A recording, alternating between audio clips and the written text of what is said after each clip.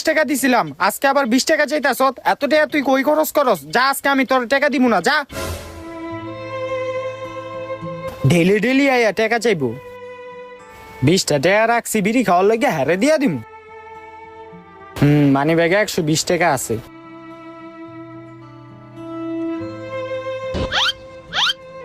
ওই ভাতিজা, ওই এদিকে আয়। হ্যাঁ কাকা, কি হইছে কোন? এই লো 100 টাকা, আমার লেগার দোকান থেকে একটা বিড়ির প্যাকেট লয়ে আইছি। আচ্ছা কাকা।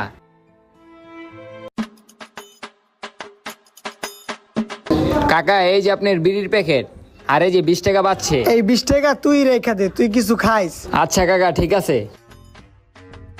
এই 20 টাকা দা, এখন দোকানের থেকে একটা জুস কিনি গা।